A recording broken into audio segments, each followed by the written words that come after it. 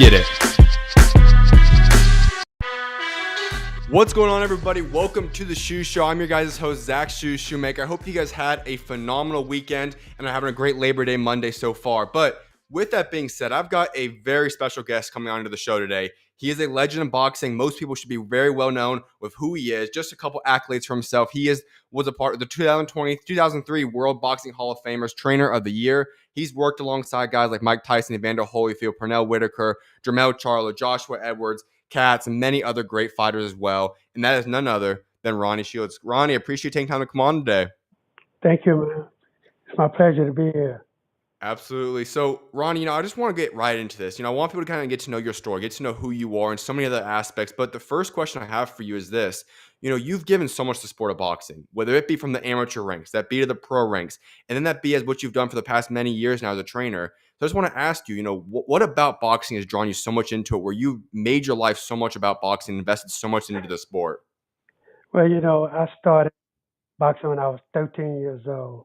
And, from a little small town in Texas called Port Arthur. And, so many of my friends was boxing. And so I decided I wanted to be a football player first. Okay. And then when that didn't work out, I was too small. And so I just went to the gym with my friends.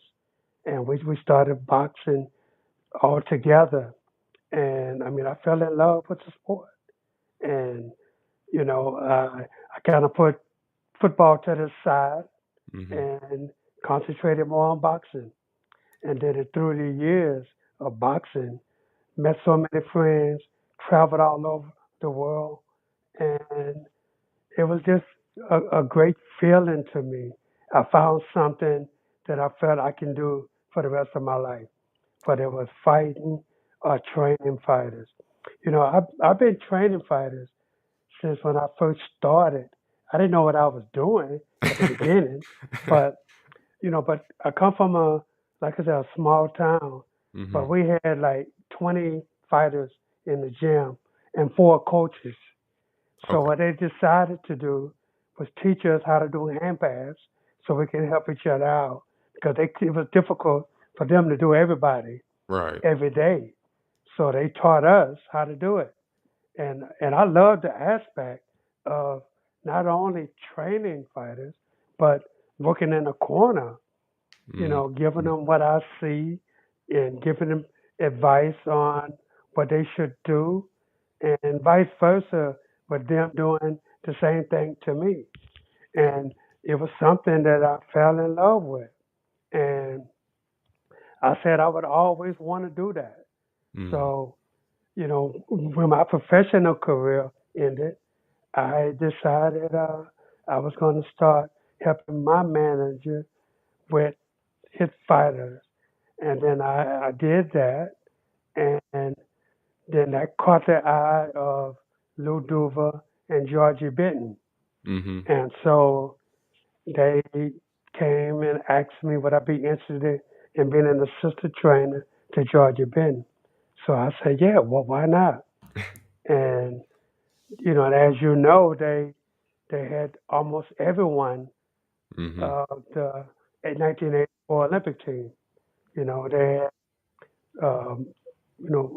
I worked with everybody except for Mark Breland, basically. Mark Breland and Jerry Page. That's the only 2 I never worked with. But everybody else, Evander Holyfield, Pernell Whitaker, Meldick Taylor, but everybody, all the gold medalists. And of course, Holyfield didn't win a gold medal because he got disqualified.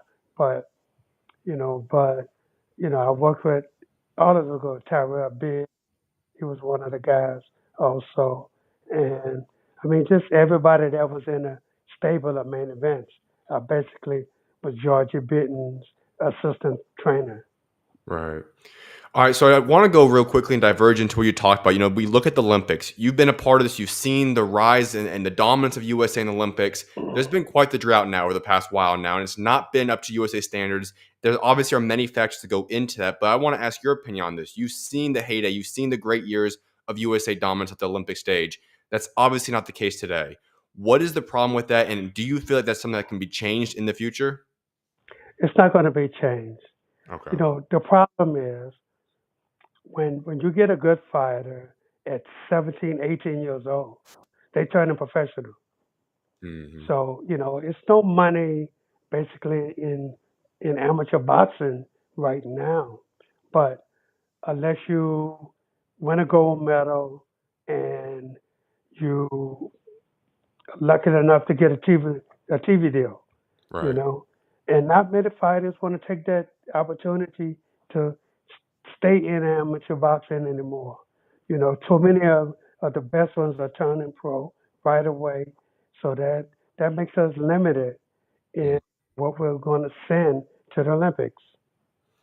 Do you like that mindset? Like if you were in that position going, going back so many years and you were in the shoes today that these guys are in, would you go pro right away at 8, 17, 18, 19 years old? Or would you stay with the Olympic route?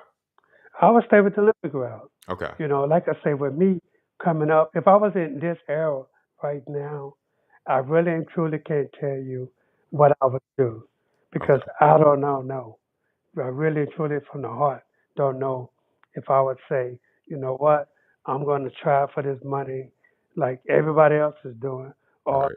you know, I'm going to try to go and win this gold medal, and then you know, the money would definitely come if you win a gold medal.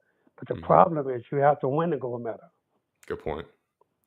All right, so I want to also ask about the state of USA boxing. Overall, we're still obviously a dominant country. We're still probably the best overall. But I say specifically looking at the heavyweight division, I'm excited about one guy. Obviously, working with Joshua Edwards. We'll get into him later. But this obviously is nowhere near where it once was. This is not the era of having guys like Mike Tyson just walk around. Muhammad Ali, obviously, especially at the heavyweight division, it is lacking. When you talk about that, is this a situation that can possibly be fixed? And what's your thoughts on the state of American boxing, specifically heavyweight division? Well, I think as amateur boxing goes, you know, it's it's a it's a twofold thing because we have a great amateur that we know can do really good in Hmm. the Olympics. So we Right. know this. But you have managers out there that see these guys and they offer them so much money. And, you know, most of the kids, they come from not a lot of money. So when they see they can start pocketing money on their own, that's very difficult to deal with because they never seen that kind of money before. And I'm not talking about millions of dollars. I'm Right. talking about maybe $100,000, $200,000, and putting in their pocket, and that's unheard of for these kids. Right. And that's hard for them or their family to say, hey, now turn that down. Maybe later you win the gold medal. That's gonna, but you ifing that you can win this gold medal, and it's not happening because anything can happen.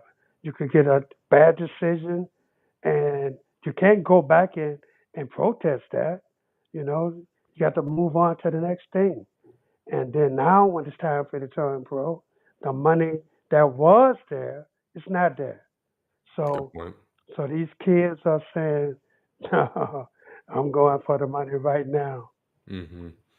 So, do you feel like in the next 20 years, where do you see USA boxing? Is it going to get in a worse position overall? Like I said, specifically heavyweight division, that's always been our prime division. But do you see it getting better? Do you see it get worse, staying the same? Where do you see USA boxing 20 years from today? I say USA boxing getting better. I really and Okay. truly do. And I think for the simple reason that some of these guys are going to go back and look at their teammates that are other guys that was right before them and Hmm. see what happened with them and Right. say, you know what, I know I could do better. And, Hmm. I would love to see the USA boxing just have a team like the 76 Olympic team, the Yes. 84 Olympic team. I like to see them get to that position and just hopefully that kids can understand that, they have to represent this country. Hmm. And it would really help them in the long run, Right. to help other young kids to say, you know what, I want to be like this guy and try to win an Olympics, not only for my country, but for myself, my family. Right. Just curious, you look at these guys, you've been around guys that's won gold medals, you've been around guys that's been world champions. When you look at them, I know you talked about earlier too, it's the pride, gold medal in all of athletics is the highest recognition you can get. If you were to choose one option, I know this is probably putting you on the spot a little bit, but winning a gold medal, becoming world champion, which one in your eyes would you say is the most valuable? Well, that's not it's not a hard decision. I mean, Hmm. it's being a world champion. That's I think that's a goal in becoming a boxer, Right. and I think that goes way back to the Muhammad Ali days. When Hmm. you saw him become champion of the world, and the way he boasted about it and did everything, you Yeah. know, and everybody wanted to be like Muhammad Ali, Hmm. and nobody wanted to be like anybody else, wanted to be like Muhammad Ali Right. because he was a world champion and he looked so good doing it and he boasted about it so well. And, that just sticks with you. So throughout, for me, throughout, that's what I wanted to be. Hmm. All right, so I want to jump into the professional ranks. We talk about the amateurs now, but we look at the pro ranks, and I said America still is probably the best overall boxing country. We have the most champions, all these different things. Isn't the place that was once in, even going back 20 years ago, you could obviously debate that. But we look specifically heavyweight division, and that's one where I look at, and I want to hear your thoughts on this. I feel like it's getting worse and worse. We don't have that guy. Even for the past decade, we had Deontay Wilder. Obviously, people have the mixed opinions on him. He still was a world champion. Right now, we don't know. It's a lot of guys that are aging out. We have guys like Richard Torres is solid. Obviously, I love your guy Joshua Edwards coming up. We just don't know. And when we Right. talk about so many guys are going football, so many guys are going basketball today, that's where a lot of heavyweights are. Do you think we'll ever get to a point where these guys that are going to these other sports ever come back, or is the heavyweight division in America just never going to fully recover to where it once was? I really and truly believe that the heavyweight division is going to come back. Okay. I think it will. Everybody got to have a place. I think we have a place in life where this generation not so good, but the next one is going to be a lot better. Okay. And I think we head in that direction. I think our guys right now are getting bigger and they're getting better. And I Mhm. mean, I'm looking at some of the amateur guys now, and they really looking good. Okay. So I think we have a bright future, but we just got to keep them in the amateurs and let them get that experience with fighting the other countries, and they'll understand that that's what it takes. You can build yourself up through the amateurs to make you one of the best professional fighters ever. Mm-hmm. 100% agree.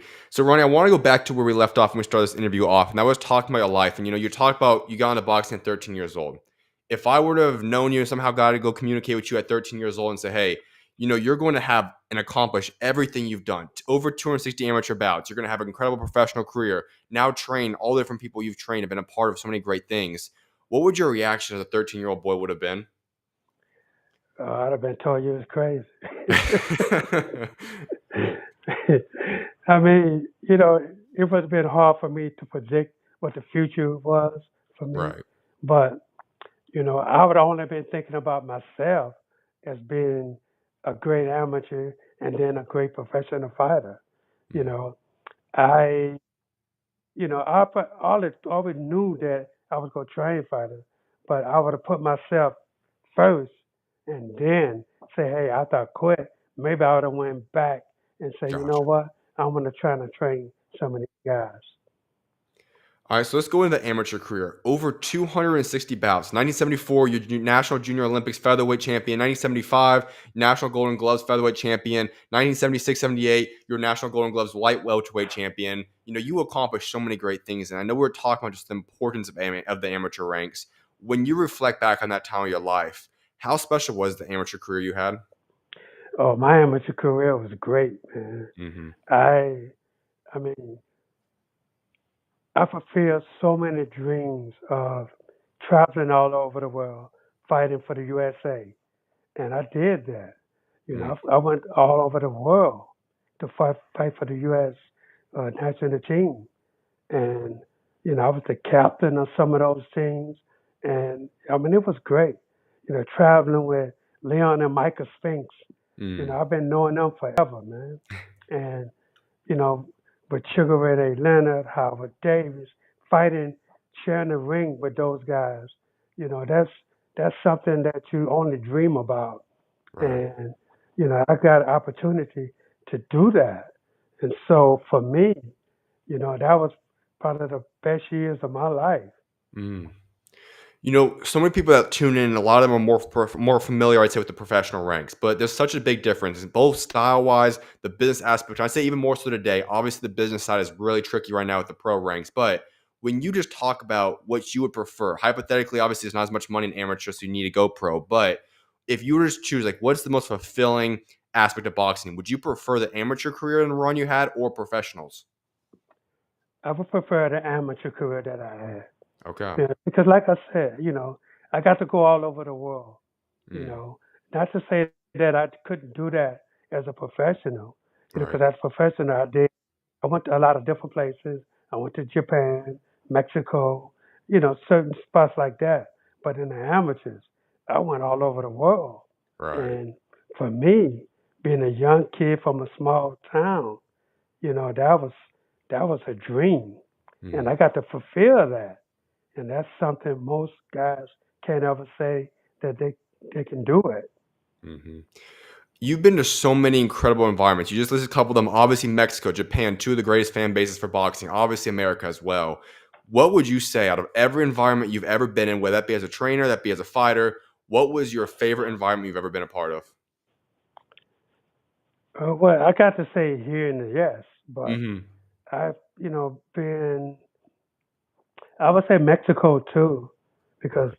you know, being out there, fighting out there, you know, they love boxing. They want to, you know, like Japan. Also, Japan is one of the highest places you can go, and you know, and the people recognize you because they study boxing. Just like Yes. Mexico, you can't walk down the street and people not recognize who you are because they're true boxing fans. You Hmm. know, other than here in the U.S., certain cities you can't walk without people knowing who you are, but a lot of cities you can because Hmm. we don't have as many fans anymore like we used to have. Right. And what about that has made this kind of, the boxing fan base overall has lessened more and more so? Obviously, I'd say we're a football country overall, number one. Basketball's probably number two. And then, you kind of get into a debate. Is it boxing? Is it soccer? Is it hockey? Baseball, all these different things kind of, it's just a jumble mix right there. And I know we're a massive country, so it makes sense. But is like, what's causes? Why has the boxing fan base from, the 80s, the 90s when it was so hot, even, Floyd Mayweather era, why has it lessened so much to where it's at today in 2025? Well, but I just feel that people didn't get to see these young fighters grow as amateurs. Yeah. Normally, when you grow as an amateur, you get all this publicity, and then all of a sudden you turn professional. But now they not they turning pro at 16 years old, you Mm, know, and it's really ridiculous that they do that. But the opportunities are coming because these managers are grabbing them up early, as well as the promoters. So they don't get a chance to get a name as an amateur, and then those that don't make it don't get a name at all right. because now, you know, they got beat early in their career, and you don't get a chance to see them grow. So they off the map before they get on the map. I know you basically said that multiple times now already in this interview, so I just want to kind of clarify this. And so you'd say the biggest problem for why American boxing is where it's at today, the fan base, everything, the whole compartment right there, is really in large portion, if not all, due to the amateur situation, the turning pro so early. Oh yeah, absolutely. Okay. You know, I would like to see these 15, 16, 17, 18, 19-year olds. You know, I would love to see them continue their amateur career. You know, and build yourself up, and Mm, you can get a good reputation as an amateur. And then when you're ready to turn professional, people already know who you are. But Right. these guys they fight one or two amateur tournaments, may win it, and then all of a sudden some managers they run and jump and grab them and offer them money they never seen before and turning them pro too early. The Mhm. 9 out of 10 is not going to make it. You may have one or two that slip in Right. and make it so far, but it's not enough. All right. So you said when they're ready. What would that entail? Let's say hypothetically I'm that boxer, whatever it might be. I'm going through his amateur ranks. When is the right time to turn pro? What's the accolades? What's the physical the mindset? Whatever it might be. What are you talking about when you say when you're ready to turn pro? Okay, I'm saying like, okay, at 16 years old, now you can compete in the nationals, Right. right? So now you got the national golden gloves, and I don't even know what else is out there to tell you the truth, because everything has changed from the time when I was fighting. We Right. had the national AUs, the national golden gloves, the national silver gloves. I mean, you had all the different national tournaments, the AAU tournament. We had all of that. And I don't think you have half of that now. Mhm. So that's probably a turnoff for most fighters also. But I'm saying if you go through your amateur program and you try for the Olympics, even if you don't make it. Still, they do have international tournaments that they can fight in and Right. represent the U.S. They can still have that. You can still travel, go to different countries, get that experience and Mhm. see different styles because that's you're going to face when you turn professional. You're going to face styles that you've never seen before. And if you don't have that experience, that's going to hurt you definitely. So 100%. doing that and going through all these different tournaments and becoming a man in the sport, then when it's time to turn professional, maybe at 20, 21 years old, then I can see now you're a man. But Mhm. these guys are turning pro now at 16, 17 years old, and they don't have a chance to grow. Mhm. I love that. So I do want to hop in now into your pro jump because obviously you eventually make that jump. You have one heck of a pro career, 26, 6-1. You've challenged for 2 world titles in your career. You're ranked in the top five for over a decade. I want to go into this pro career because you've accomplished so many great things there. When you reflect back on now that time of your life, what's your thoughts on your pro career? I thought I had a great pro career Hmm. without winning a world title, but I got Right. the opportunity to fight for it twice, Hmm. and it was great for me, man. I really enjoyed training. I think you have to love what you do in order to be successful in the sport. And today I don't see that. It's all about the money now. Back then, it wasn't a whole lot of money in the sport, but today, I mean, it's 4 times what it was for us back in the day. Right. And, so now it's about money. For us, it was about the love of the sport, not just for the money. If winning a world title was the whole key to even get in the sport. Right. So for us, we had to work out for it. We had to work for it, and not it wasn't given to us. We had to work for it.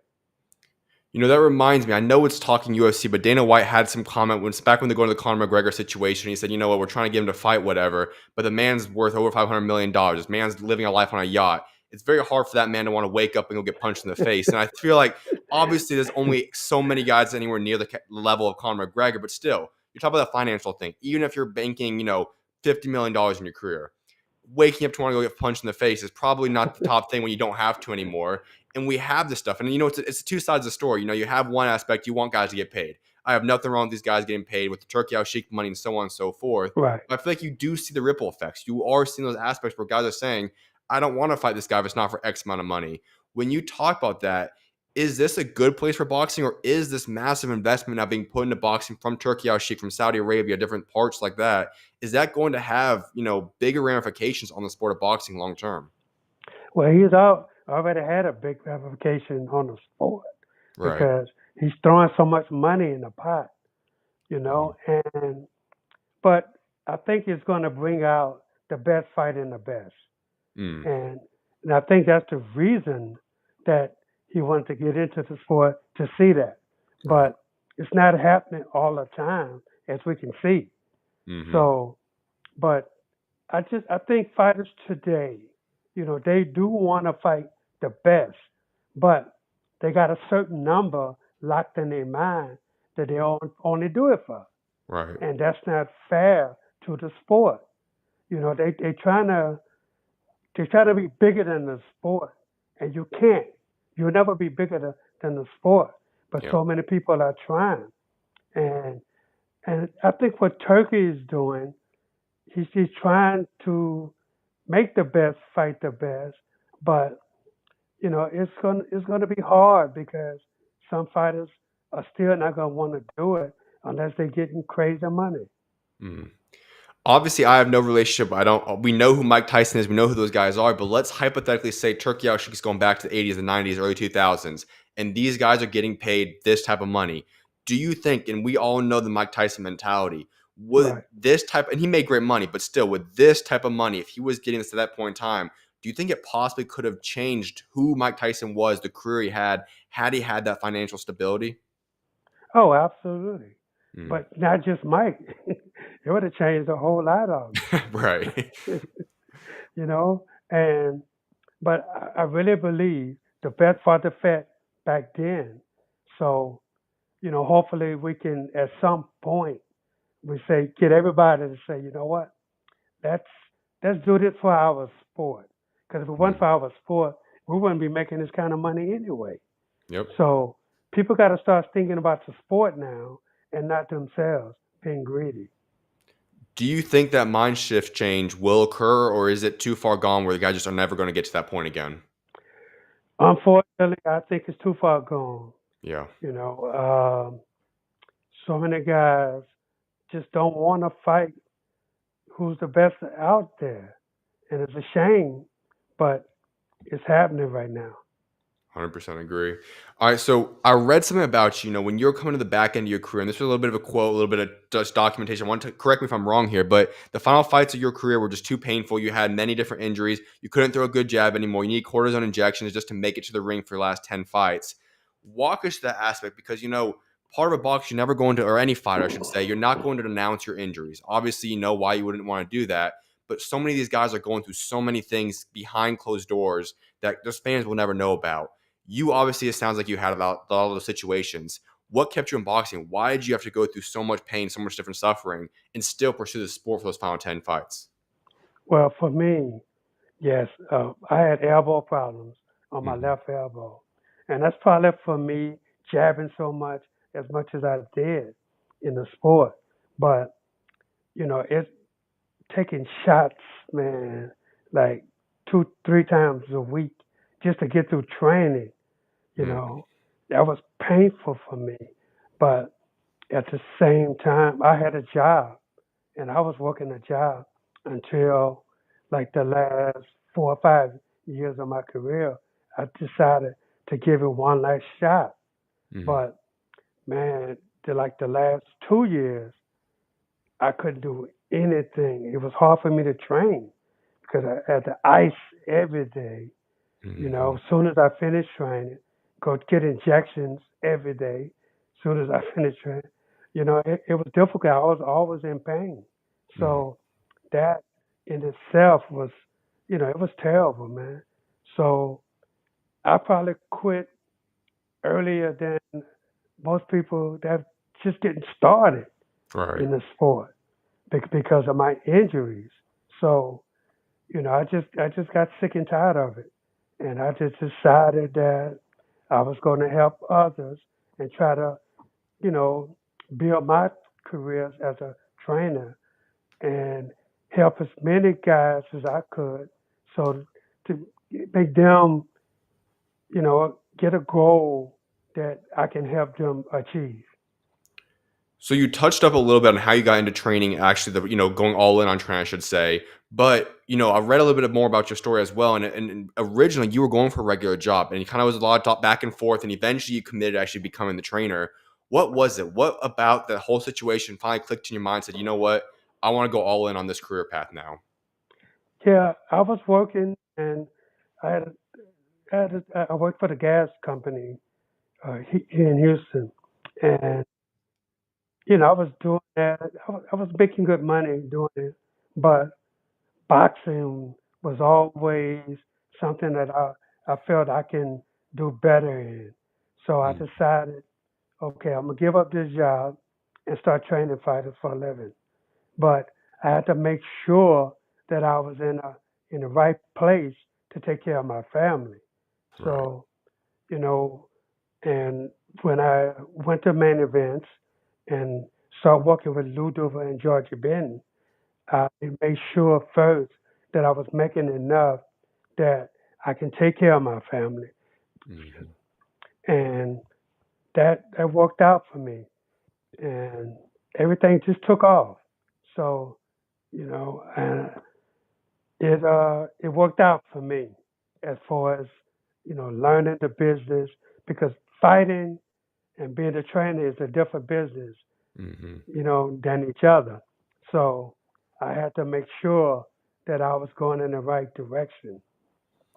One aspect that we can look at as Twitch trainers is, there's a lot of changing. You'll be with one guy for one fight, maybe X amount of years, then you obviously transition. And I just am curious about that. You might look at that and say, okay, from the outside looking in, why would that relationship go sour? Do it just need to change? Whatever it was, we don't always know those stories. You've experienced so many different situations along those lines, even up to this year. It always happens. Part of the business you talked about. When you talk about that, what is that experience like? When you split from somebody, this guy, this guy, this guy, is it a lot of times, the relationship's gone bad? Is it just a transition? And also, how do you personally deal with that? Because I'm sure you do have a relationship with these guys. Yeah, I mean it's hard when you start training with a guy. You get to know each other. Right. You get to hanging out. Your families come together. Then all of a sudden, if they lose, then all of a sudden they look at you like it's your fault. Hmm. You know, not understanding that sometimes the other guy is just better. It wasn't a plan, because I feel like if I put a plan together, I go over with you for 2, 3 months at a time, and you don't get it, then it's my fault. It's crazy, but but when I first started, I've had guys try to get me to sign contracts, and I refused to do that because I've seen so many guys get locked in the contracts that they can't get out, you Hmm. know, and I refuse to put myself in that position. And I tell the fighters today, look, you don't want to sign a contract with me either, because if you want to leave, then you can't, because you stuck with me if I have a contract with you. Okay. So I'm not trying to do that. So I'm not trying to do that to them, and I'm not trying to do that to myself. Because if I want to get out, and I have gotten out of contract with fighters, and they looked at me like, "Are you crazy?" For getting out of contract. But then the flip side of it, when a guy leaves and they look at me like, "Well, I'm gone because I feel I could do better somewhere else." Mm. But I tell guys from the very beginning, look, if you're not happy with me, leave, please. But when Mm. you leave, it's no coming back. Okay. All right. So you just said something very interesting there. I know some people may not be familiar with that. You talk about the contract situation. Are you referring to something saying, okay, I'll be with you for this many fights or this many years? Is that the type of contract you're talking about? What Yes, exactly are you referring to? absolutely. Okay. I'm saying, like, I've had guys come to me and say, I want to sign a 5-year deal, Gotcha. you know, and I can't put myself in that kind of situation, because I've seen guys that after 2, 3 years, they want to get out.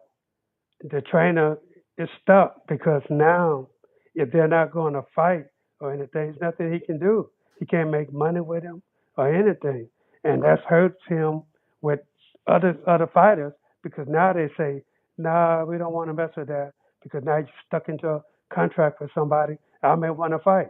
Gotcha. Also, you talk about the aspect of so many guys when they lose, they want to put the blame on somebody else. And I know that goes back to this era of boxing we're looking at. Floyd Mayweather, probably you can give a lot of credit to him for this situation, but the 50-0, everybody wants to achieve that zero. And that, you look at your record, you look at Mike Tyson, you look at so many different guys, they don't have that O. That's not something, those are No. some of the all time greatest fighters of all time. Is this situation in today's era where a guy attains a loss or two, is this something where you're seeing more guys want to transition to trainers? I guess what I'm saying is, you go back in time, was the same stuff still happening for trainers, or is this a newer problem with today's era? This is a newer problem. Okay. Yes, and it started with Floyd Mayweather, who, by the way, does have a loss that, everybody know that situation. So he avenged it, but still. So, but away from that, uh, yes, when a fighter loses, what they do is they look at the trainer first.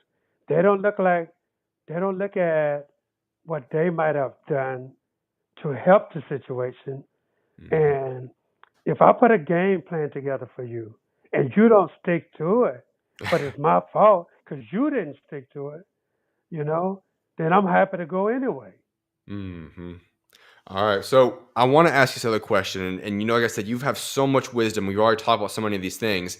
But I want to ask you this. What is the biggest thing you've learned from your boxing career, amateur pro career, like something you took away from that as in life or as a boxer? And then the biggest thing you have now learned about yourself or the sport of boxing as a trainer? Hold on, say that one more time. Yeah. So when you look back now, what would you say is the biggest lesson that you have learned from your amateur and pro career as a boxer, as a person? And what's the biggest lesson you've now learned as a trainer as a person or as a trainer in boxing? Well, as a fighter, I've learned, from the very beginning that don't put everything on the trainer. Mhm. Watch film for yourself, as many tapes as you could possibly get. Back then, when I was fighting, with the cassette tapes, the big tapes, Right. you know what I mean? But Yep. but we had those, and I would go and look and discuss things with my trainer to see if we are on the same page. Mhm. And but today, being as a trainer, I do the same thing. I tell my guys, look, don't let me be the only one that looking at tape. You need to look at it too, because Right.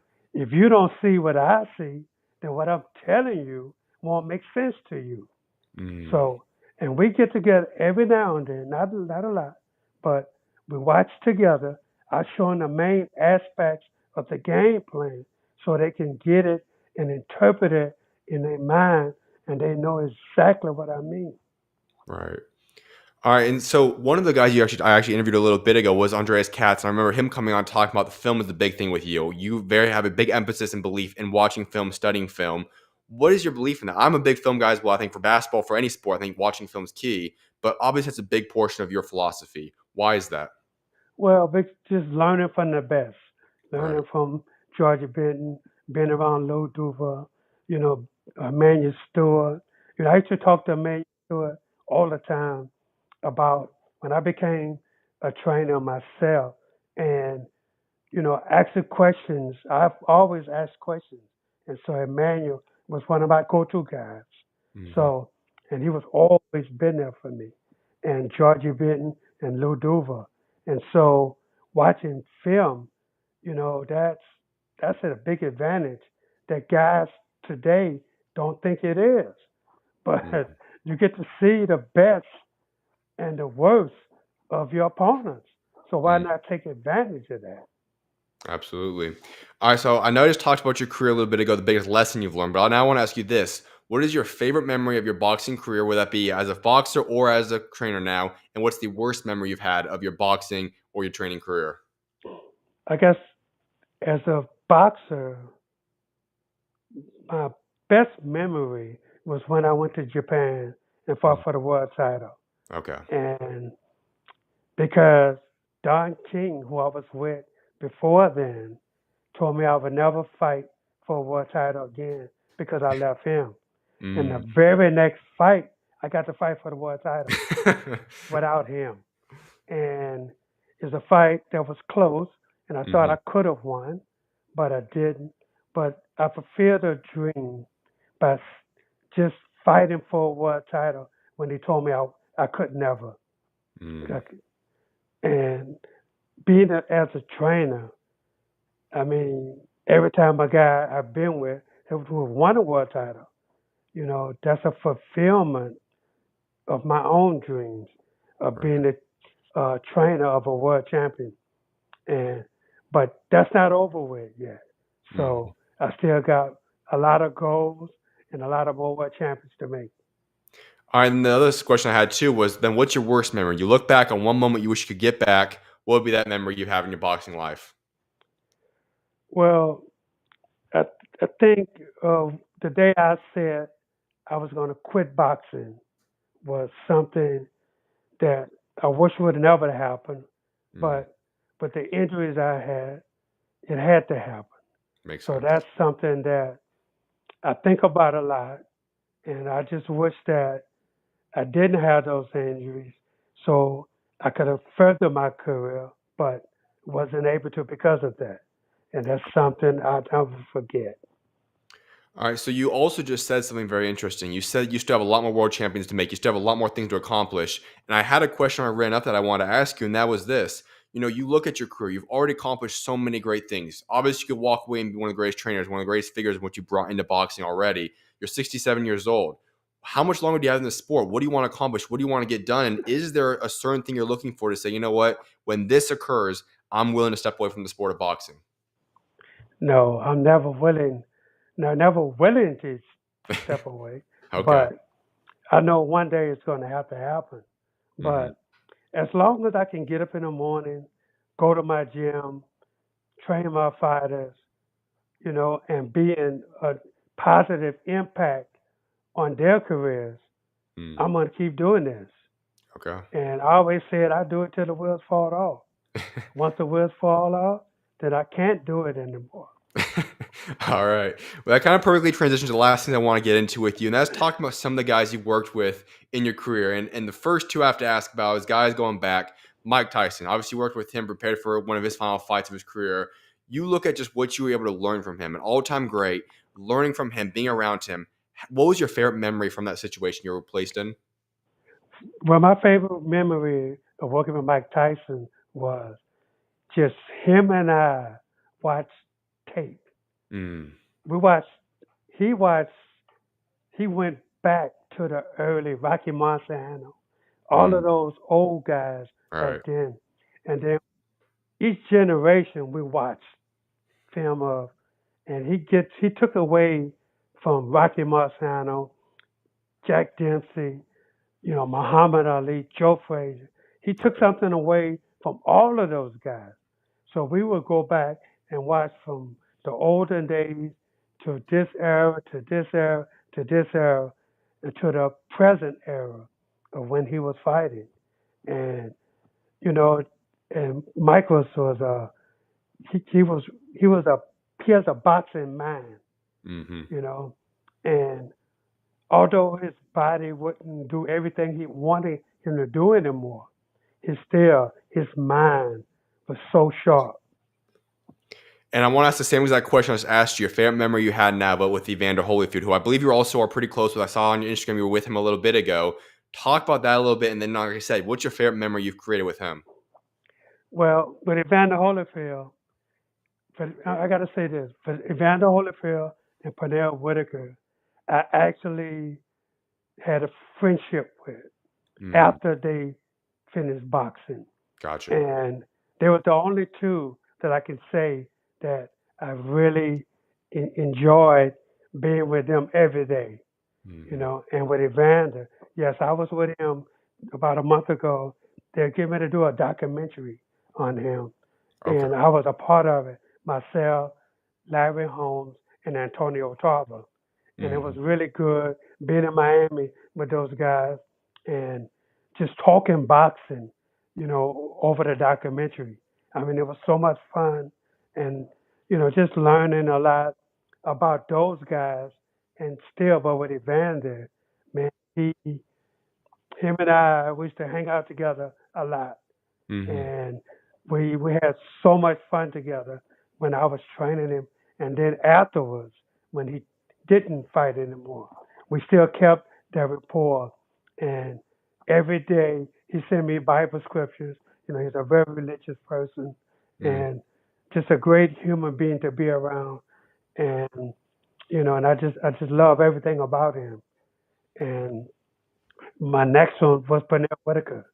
Pernell Whitaker was also, him and I became friends after after his career was over. And he used to call me up and ask me, because he was training fighters, and ask me advice on how to, how to train certain styles. Right. And, and we just kept that rapport. And also, I got to go with one other guy, Arturo Thundergatti. Mm. Before he died, him and I would always talk. We were such good friends. And he was one fighter that when I was working with him, he he he was such a good guy that Mm. when he came to camp with us, him and his trainer Hector Roca, they was in camp with us every day. And then when he split with Hector, he came and asked me would I train him, and Mm-hmm. I told him no. I said because we're too close as friends, and I said you wouldn't listen to me because of our friendship. And Okay. he didn't believe me. So I told him, okay, let me do a couple fights. And I did. I did two fights with him. He won both fights by knockout, but he didn't listen to not one thing I said. So I told him, I say, see what I'm talking about? You're not going to listen to what I'm saying. You need to find your trainer who you're going to pay attention to and listen to. And so he told me to help him find a trainer. And I did. And I helped him. And I told him, give me names and I give you names. So I gave him a few names that he didn't really care for, but then he gave me some names. And one name on that list was Buddy McGirt. And I told him, that's your guy, because you're going to listen to Buddy, because you're not friends with Buddy, but you're friends with me. And said, Mm. okay, let me call Buddy and let me get in touch with him. He did, and Buddy agreed to train him, and they did great things together. I love it. You talked some about Evander Holyfield. I want to go back to. You talked about his faith aspect, and so I actually want to ask you about that as a fellow believer. You talk about your relationship with God. How big has that been? Throughout your whole life, getting to where you're at today. How has your faith helped make you into the person you are today, and help get you to where you're at today? My faith, always believed in God. My mother was a big believer in God, Okay. and she every day we prayed. She would always tell me, "Look, before you do anything, pray." So Mm. God is always and always will be a big part of me, of who I am, and my family also. And we're true believers. I love that. All right, so I want to ask you a couple final questions about some of the guys. Like I said, you've been working with more recent terms. One of which is Jamal Charlo. Now, I'm not sure exactly where that stands today, but I want to ask you about No. that. Where is that exactly, and what exactly happened in that situation? Well, with Jamal, we we parted ways.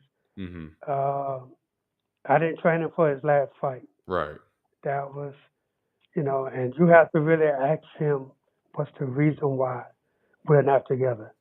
Okay. Because he, before his last fight, he called me up and said, "Hey, I'm coming to the gym," you know, and I told him, "Don't bring no baggage with you," Mm. meaning other guys that I know that's not good for him. And so he said, okay, I'll be there. He never showed up. So right there, I asked him out of my gym. Okay. Now, the other couple guys I want to get into as well is another guy, David Morrell, who I know obviously has fought most recently. I know reports came out. I haven't seen officially yet or whether or not you're still together, but where does that stand today? Well, as far as I know, we're still together. Okay, perfect. And then a couple other guys I want to get into, one of which is someone I do know we talked about briefly a few different times. That's Joshua Edwards. Obviously, the man, like I said, I think he's got a chance to be one of those next guys in the USA heavyweight division. I've loved what I've seen so far in his first year as a pro. You see him more so than anybody else, though. How bright is his future? This kid has a bright future. Man, Josh Edwards, he's a natural.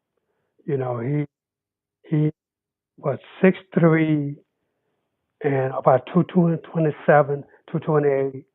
And this guy, man, he's unbelievable. Mm. He has a lot of skills that that that's great for me because I can work with a guy with great skills. Mm. And Josh, I can do. I put him through different workouts that he aces all the time.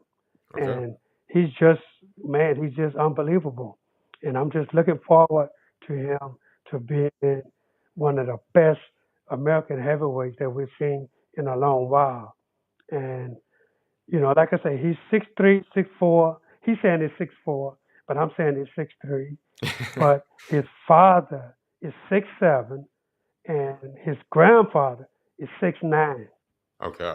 They both told me they had a growth spurt at 25 years old. Josh just turned 25. So I'm going to see if he is going to keep that tradition and get the growth spurt. All right, so that's exciting. I know we talked about needing to progress. I know right now the American heavyweight division is pretty desperate for the next guy. We already discussed that aspect. What's your trajectory? Obviously, things are in God's hand at the end of the day, but when you talk about him, when do you feel like he's going to be that ready mentality, ready for that jump to, say, competing for world championships, those type of things? How far off do you think he is from that? I think he's about 2 years off, to Okay. tell the truth. And I think right now with Golden Boy, they really doing a great job in keeping him busy. Yeah. And hopefully they continue that because that's very important in a fighter's career, especially heavyweight. They're throwing different styles at him, which he needs to see early in his career, and I think that's going to help him later on. And right now he's 4-0 with 4 knockouts, and we're looking forward to him fighting again in either September or October. Okay. Another guy, Andreas Katz, I referred to him earlier from our previous interview. I like what he brings. He's a very talented fighter as well. How bright is his future? Oh, Cat's future is very bright. Mm. This kid, man, he's one of the hardest working kids I've ever seen in the gym. He does everything right. He sets his mind to it, he's going to do it. Mm. And he he leans on a lot of the other fighters that we have in the gym also. So he takes them with him. He explains to them about eating, about running, about conditioning, everything. Catch is a leader. And that's what I love about him. He's not just doing it thinking about his own career. He's thinking about his stablemate's career also. So he brings them with him everywhere he goes. And, he just got married, right? Yep. And some of my guys went to the wedding. And, they all became great friends. So I'm looking forward to Cats competing for world title, hopefully within a year's time. One of those guys I know was at that wedding was Vito, who another guy that's part of you as well. And, he's a young up and coming guy too. I know he's already ranked in the top 15, but he's still very young as well. When you look at him, I know he probably, my guess would probably be maybe 12, 18 months out from World Championship shots. He built himself up. Where do you see in that trajectory for himself? How bright is his future? And then when do you see him making that potential World Championship jump? Well, I think Vito is a very talented fighter. He knows, he has a goal. And this is what I love about a young 22-year-old guy who has a goal. And part of that is being with Cats. These guys, they train together. They do everything together, which is great, that they can lean on each other. So, but I'm looking within a year's time for Vito to get his first world title shot. And Okay. hopefully that he wins it. And, and his career is going to span multiple weight divisions. Okay. Because Vito is getting taller now. He's already jumped from 54 to 60. And I'm really seeing Vito can go as high as cruiserweight. Really? I have to ask you about that right there. I know he was on the show as well, and he talked about maybe going up a few different weight classes. Cruiserweight obviously would be going a lot of weight classes up. When do you see that happening? You're talking, obviously, I have to imagine 30 years old or something around then? Oh, yeah, absolutely. Absolutely. Okay. Vito, as you can see, man, Vito, every time I see him, he grows a half an inch. Yeah, absolutely. All right. Well, I got one guy I want to ask you about, and that is Justin Paldo, another guy that I'm very excited about too. He just come out off of a little bit of tune-up fight, weekend ago now. But when you talk about him, I love the way his mentality is. I think he's a very big problem at 135 right now. And that's, in my opinion, it's kind of like the number one weight class in America right now. There's a lot of big American names. It's a very, very deep weight class. So it's a lot of stuff you have to kind of get through to get to that world championship shot. But when do you think he's ready for that? Or at least when do you think the opportunity will present itself for him to get that shot? Well, as far as Justin Pauldo goes, I'm so proud of Justin Mm, because the fight before his last, he didn't make weight, right. and he blamed himself for it, which is which is true. But not a fighters won't admit that it's their own fault. Yeah. So he did a few things that he told me he shouldn't have done, but he tried something new out at the last minute that didn't work out for him. But he accepted it and said, you know what? I promise you, I'm going to fix this and come back strong. And he did in his last fight a couple of weeks ago in San Antonio, Texas. So Justin, man, he did everything right. He did everything he was supposed to do, and he came back strong. And I thought he looked great in his fight, and I'm so proud of Justin for taking responsibility of his career. You Mm-hmm. know, he didn't let anybody else take the fault. He took it on his own. And that's what fighters have to do. Take that responsibility. And he came back and showed that, hey, this is who I am. And Justin Paul, though, is going to be lightweight champion of the world one day. And Mm. hopefully he get the opportunity soon to prove that. I appreciate you saying that because I know we've kind of hinted at that many times, but the importance of fighters taking accountability. I think not even fighters, just say people. People as a whole need to take accountability for stuff they do. And that's an issue. I know if we're talking boxing right now, there was a massive weight cut issue with the Keyshawn Davis situation that was handled pretty badly, in my opinion, at least there. Justin Yep. Paul obviously went about that much differently. How critical is it for a person, but even since we're talking boxing, a boxer, to have personal accountability, whether it is a loss, a missed weight cut, whatever it is? How key is that for their life? That's very key, man, because, most of these fighters have kids, Mm-hmm. and these kids are watching. They're watching everything.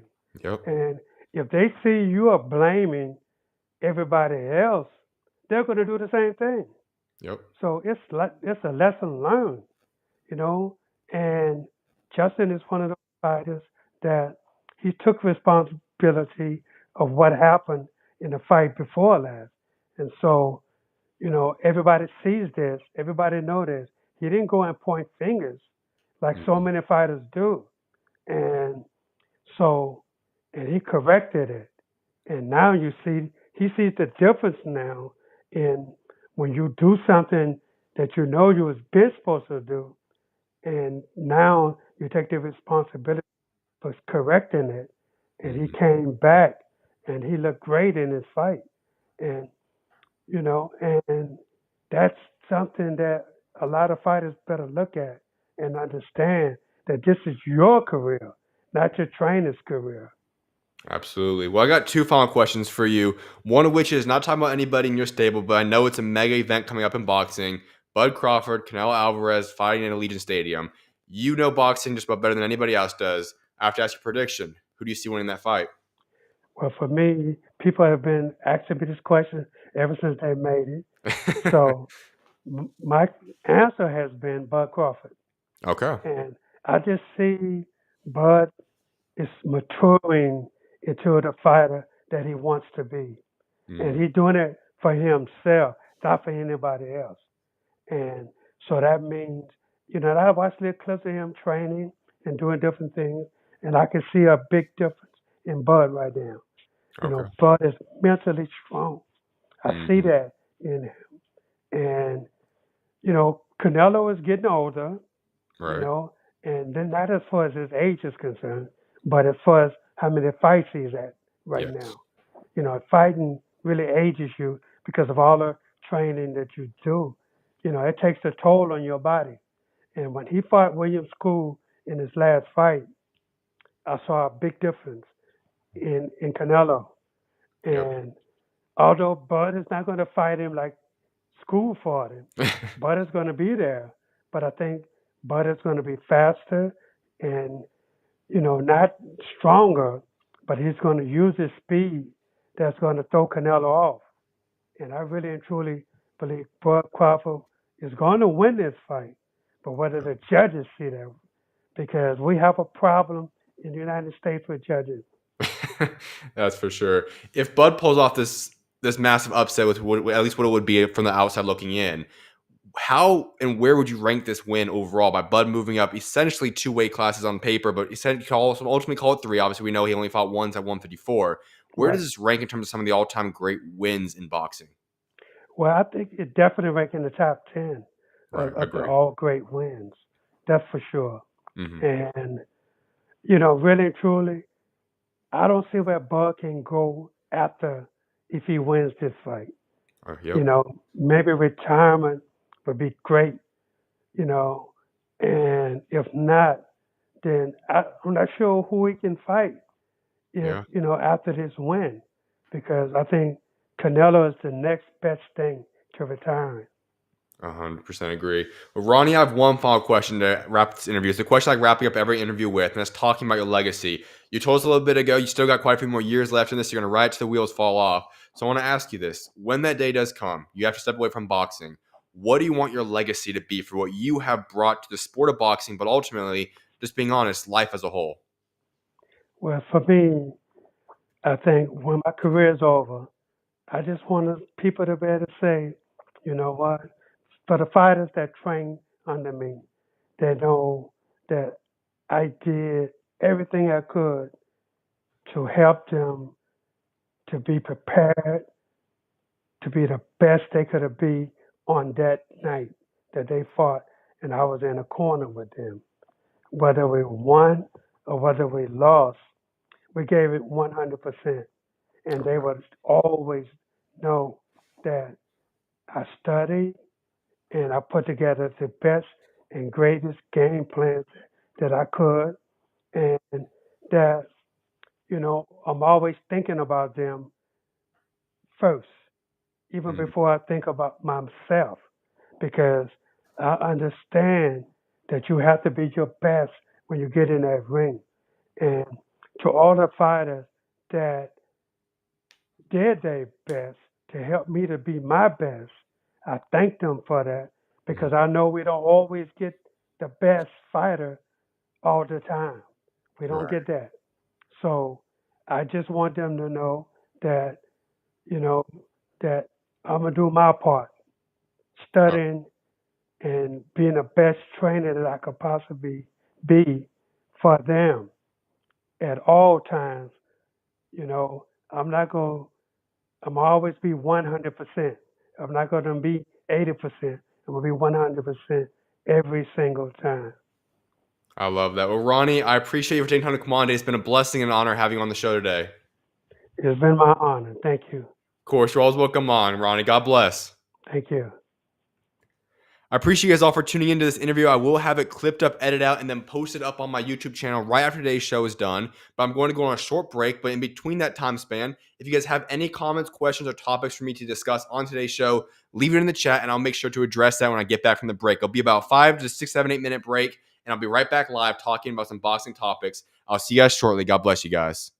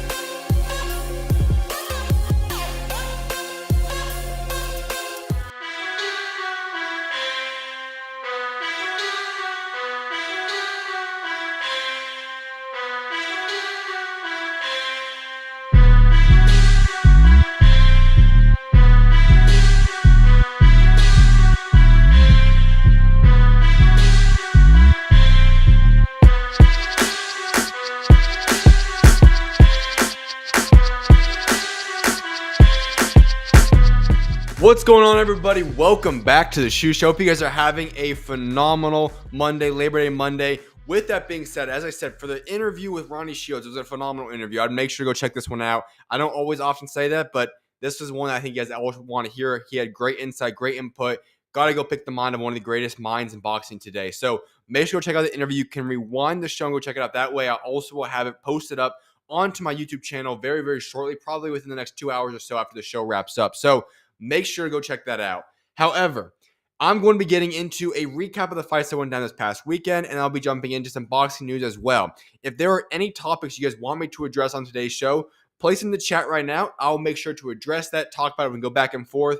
Your comment will also likely pop up on the screen, and I will then be able to go address it as well. So make sure to leave some stuff in the chat. Let's keep the chat active today. So going into some fight recaps this past weekend, lightweight contender Albert Bell, he defeated Keith Hunter by decision on Saturday night at Huntington Center in Bell's hometown, Toledo, Ohio. All three judges scored the bout 190 in favor of Bell, who improved to 28-0 with 9 KOs. This is a man that is quickly rising up the top guys at 135.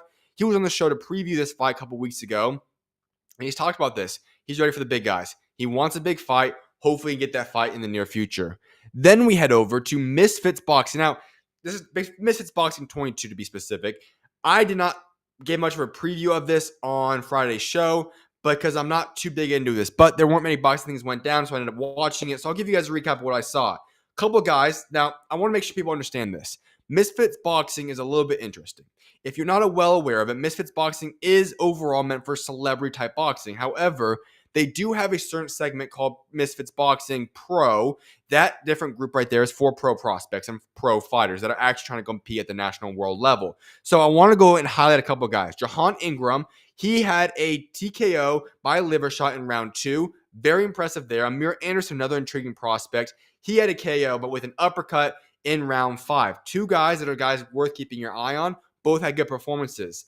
Here was the most shocking one that actually had ramifications on the boxing scene as a whole, and that was that Sean Hemphill. Remember the name? He was on the show a little bit ago as well. Sean was a man that went to the UK. He fought Mark Jeffers, who was a very highly touted fighter up and coming, and he pulled off the massive upset just a couple months back. Well, Sean Hemphill now returned to the UK, fought on this card against Ty Mitchell, who is regarded as a solid sparring partner for Tyson Fury, hasn't fought a lot professionally. However, in this fight, Ty Mitchell won 98-95, 95-96, 96-94 on the scorecards, defeating Sean Hemphill, who was ranked in the top 15 of a couple different ranking bodies. Shocking. Sean Hemphill went and beat one of boxer's top up-and-coming prospects, and then he goes and loses to a guy on a Misfits Boxing card. Very interesting right there. Now, let me be very clear on this, though. In regards to what actually happened within the ring with Sean Hemphill, I will be honest. A loss is a loss. You cannot go back. Now, he is looking at finding ways around this. I do know that because of his Instagram posts, but it was a very interesting fight. If this fight were to have gone on another round or two, I think Sean Hemphill would have won by KO. Ty Mitchell was gassing out. He was falling all over the place, falling outside of the ring. The final couple rounds, they were disastrous. He did win the early rounds, so that is something we have to look at and give him proper credit for that. The back final couple rounds there were a disaster. And when you were clutching or holding on, he should have been deducted a point. Had he been deducted a point, the outcome of the fight would have been a little bit different. This was a very interesting situation. You could have even considered a disqualification possibly, but as I said, if it went a couple more rounds, Ty Mitchell would have been out of there. So very weird situation there. We'll see what Sean Hemphill is able to pull out. But yes, this loss does have massive ramifications. Interim middleweight champion now, Tony Ferguson. He defeated Salt Poppy. Tony Ferguson, obviously the well-renowned UFC fighter. He made his return. And then Darren Till. He defeats Luke Rockhold via KO at 108 of round 3. Now, let me make this very clear. That KO by Darren Till could go down as the knockout of the year in boxing. It was insane. If you have not seen it, go check it out. Darren Till is not a man I'm going to take seriously in terms of boxing, but what I will look at is could we possibly see a fight with Jake Paul in the future? Just throwing it out there. Carl Froch, another name you could throw out there. This man he called out. So we'll see what happens. But that's what happens on Misfits Boxing 22 card results. Now, this weekend, boxing is somewhat back. Nowhere near what it's going to be the weekend of September 13th when we have that insane day of fights. But what we do have in store for us is some decent fights this upcoming weekend. So there will be more to preview, more to talk about, including fights on Thursday going down, as well as this weekend. So I'll be getting to that as we get later on into the week. But let's go into some boxing news, though. Frazer, Clarke, and Jamie TKV British heavyweight title bout will now not take place in September, but likely at a later date. The fight was reportedly set to headline the first Boxer Times BBC show on September 27th. All right, well, here's something interesting. Also, rumors are saying it could be October 25th. I'll be discussing that on tomorrow's show in a more in-depth boxer segment because that would be a disaster if they do that. But listen, not a good start here. So you're telling me, hypothetically now, that Frazer, Clarke-Jeamie, TKV, a solid British fight that I know British fans will get up for in the UK, at heavyweight specifically, especially I should say, this is a situation where this is a solid fight people would tune in for. But this was to kick off the Boxer Times BBC show. And now it's already getting pushed back. The very first part of the Boxer New Deal is already getting pushed back. That does not look good. I'm just saying, Boxer's already in a situation that's not very desirable. They've already made a lot of mistakes, very well documented mistakes, and they're in a very, very life-saving situation because guess what? This is only a one-year deal as of what we know, and they're on life support. Already having your very first card get pushed back, just disastrous way to start. Not looking good whatsoever for Boxer. LAMONT ROACH has yet to sign his end of the GABRIEL FLORES fight because he's asking for more money and only wants for him to get the money he wants. And the only way for him to get the money he wants is to possibly fight Isak Pitbull Cruz. All right. If you're LAMONT ROACH, he has many options. It appears he wants to go for the tune-up route. If he does that, it is what it is. I'm all for that. Go take the tune-up route. But you're not going to get a lot of money in that fight. If you want Isak Cruz, it's a little bit more of a risk and a gamble than it is going against GABRIEL FLORES, but you could get more money. Got to pick and choose. Either way, just if I were him, get yourself ready for a big payday in early 2026. You know the Shakur Stevenson fight is very likely could possibly happen. If that does not occur, maybe the Tank Davis rematch appears again. I doubt it, but it could. And there's many other big fights to make. Go out that route if you don't want to go with the big fight right now. The possible fights for the Conor, Ben, and Chris Eubank Jr. 2 card is this. Jack Catterall, Echo Esserman as in-chief support. One heck of a fight right there. I already previewed that on Friday. Love that option right there. Then Cameron Vuong versus Gavin Ganneath. And then Conor Walker versus Blair Cobbs. Conor Walker's one heck of a fun fighter to watch. Very entertaining. Blair Cobbs is a solid fighter as well. Once again, is it a good undercard? Not really. But it's because the main attraction is the main event. And obviously, it's always a situation case. I'm well aware of that. But we're talking about a situation here. Chris Eubank Jr., Conor Ben 2. That is the big appeal. People that buy tickets are buying tickets for that one. Just like they're going to buy tickets for Canelo vs. Bud, they're buying tickets for that reason. When you talk about this situation right here, Chris Eubank Jr., Conor Ben is the main appeal. We didn't see a stacked undercard in the last fight. We're not going to see it this time around. It is what it is. Eddie Hearn has confirmed that Anthony Joshua's next fight will likely take place in January. Joshua will have a comeback fight, followed by a much bigger fight next summer. Tyson Fury is still the target for later 2026. All right, here's the situation at hand, folks. I like that route. Anthony Joshua getting a tune-up fight needs to happen. He has not fought in over a year. If he does not fight until 2026, it's going to be nearing 18 months outside of the ring. Obviously, he is going to need to get some ring rust out of the way, going to need to take care of business, get back in the ring is key, just as Ronnie just talked about on the show, especially for a heavyweight to stay active. He has not been active, so he needs to get back in the ring and do a tune-up fight. However, 2026, this is the year to make Tyson Fury and Anthony Joshua.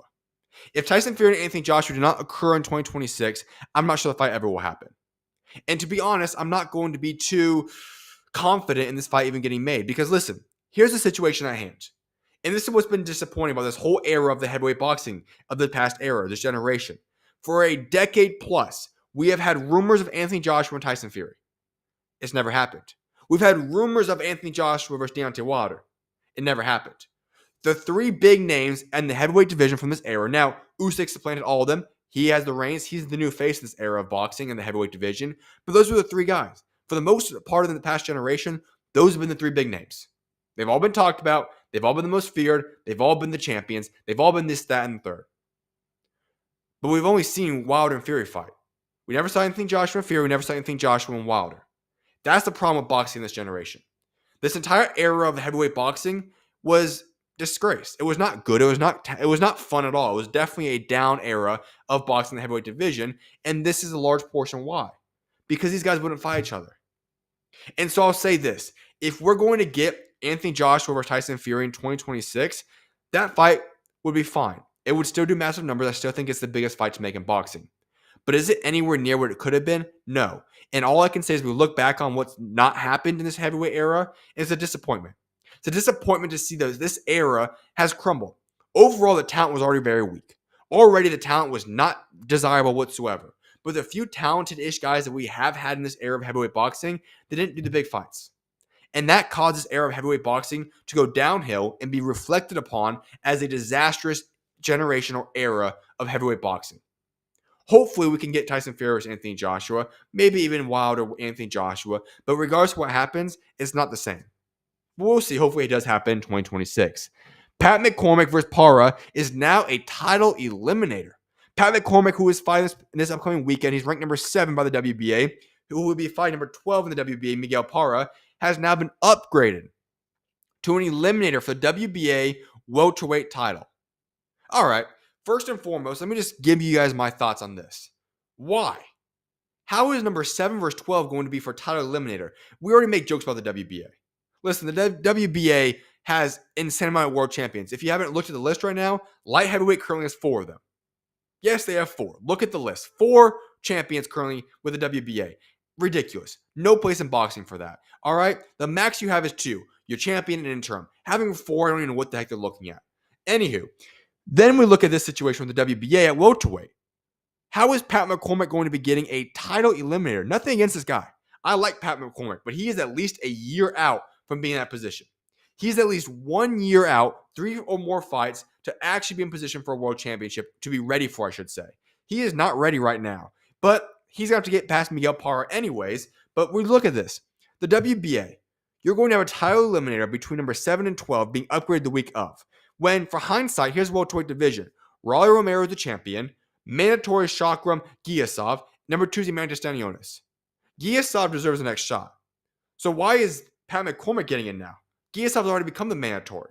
Now we're having a title eliminator. The whole situation with the WBA is just weird. They're doing too much. They need to reel us in, but we'll see. He's now in line. We now have a title eliminator fight going down on Saturday on top of the World Championship with Sugar Nunez. It is what it is. Does it deserve to be that? Absolutely not, but it is one. So enjoy. Boxing scene understands that negotiations for Teofimo Lopez and Shakur Stevenson are making progress, and Stevenson is very receptive to fighting the WBO 140 champion in December. Hallelujah. Listen, I said this last week. Teofimo Lopez needs this fight more than Shakur Stevenson does. Shakur's name is in the best position it has been at in a very long time. You might even say ever. And when you talk about Teofimo Lopez, the same cannot be true for his career and where he's at today. Mismanaged, not guided correctly, running his mouth inappropriately. It's caused him a lot of issues. He needs this fight. And for him to finally take it, massive props to him. I'm excited for this fight. I've been very vocal about that. I want to see Teofimo Lopez, Shakur Stevenson fight. My early prediction, Shakur wins the fight. But very exciting. I'm extremely excited for this fight. I know Shakur already said his game plan is to win, defeat Teofimo Lopez, and give Keyshawn Davis a shot to go become world champion there. If that ends up coming to fruition, it is what it is. I love this fight for Shakur Stevenson. I love the fight for Teofimo Lopez. It needs to get done. I'm glad both guys are working towards it, and hopefully we do get this fight in January of 2026 to kick off the year. With that being said, I do not see any comments in the comment section today right now, so I'll be going to wrap up today's show right now. All right, I appreciate you guys all for tuning in to today's show. Hope you guys have a blessed rest of you guys. It's Labor Day Monday. May God bless you guys all. I will be back live tomorrow. No guests on tomorrow's show. And then Wednesday, Thursday, Friday is currently booked out. We'll see what's up unfolding. Who knows if they all actually end up happening. But I currently do have 2 shows booked for Wednesday, 1 on Thursday, 1 on Friday. I'll let you guys know who's on those shows as those days arrive. But may God bless you guys all. Have a phenomenal Labor Day weekend. Appreciate you all for tuning in. May God bless you guys all. And I will see you guys back live on the show tomorrow, Tuesday evening. God bless you guys. See you guys tomorrow. SchuZ is out.